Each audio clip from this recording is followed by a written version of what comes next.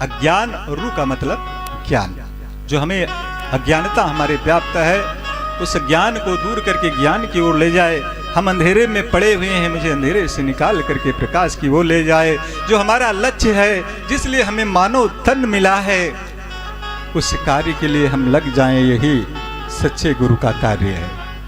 गुरु तो सबके होते हैं, गुरु से पूरा संसार भरा पड़ा है, लेकिन वो गुरु वास्तविक गुरु नहीं है जो हमें परमात्मा से दूर रखे, जो हमें परमात्मा से मिलाए, वही वास्तविक गुरु है।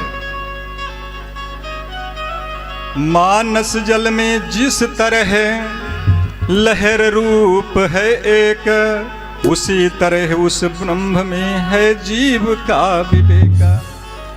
जैसे लहरों में जल एक होता है, नदी में, समुद्र में लहरें अनेक होती हैं, उसमें बुलबुले अनेक निकलते हैं, तो क्या सागर अनेक नहीं हो जाते, नदियां अनेक नहीं होती हैं? उसी प्रकार हम सब आत्माएं जो हैं, उस परमात्मा का अंश हैं। हम अंशी हैं, परमात्मा और हमारे में कोई अंतर नहीं है। अंतर यही है कि हम अज्ञानता के अंधेरे में डूबे हुए हैं।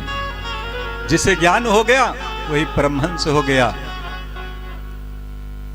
सोई जानई जय देह जनाई, और जानत तुम्हें हो जाए। अब भगवान जनाएंगे किसको? जो भगवान का भजन करेगा। भाई आप लोग साधारण जो है गृहस्थी का पालन करते हैं, घर में घर गृहस्थी होती है, अलमारी होती है,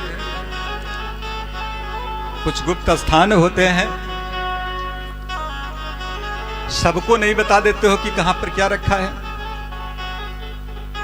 जिसको मानते हो, जिसको जानते हो, उसी को जो प्रिय होता है उसको बताते हो। और भगवान को प्रिय कौन होता है? जिसका मन निर्मल होता है। जिसका मन निर्मल हो जाता है वो भगवान हो जाता है। जे जाने सो देई जनाई, और जानत तुम्हें हो जाए। फिर आप में और भगवान में, हम में भगवान में कोई अंतर नहीं रहेगा। बस ये सिद्धांत अटल राजन, जब भली भांति जम जाएगा, तब दुनिया का हर एक साज एक ही रूप दिखलाएगा। उस समय मुक्ति का शांति रूप आप ही में नजर आ जाएगा। फिर ब्रह्म रूप सच्चिदानंद अपने में ही भाई देखा होगा, बड़े बड़े साधु सन्यासी हुए, ज्यादा दौड़ते उड़ते नहीं, इधर एक स्थान पर बैठे साक्षात्कार किया करते, भगवान के दर्शन किया करते, अपने में ही देखा करते हैं। भगवान भोलेनाथ को देखा होगा, अखंड समाधि लगाए, डायरेक्ट भगवान से जुड़े रहते हैं। राजन कुछ ऐसा अचल अमिट है सर नाम की शक्ति में। किसमें है? नाम की शक्ति है। नाम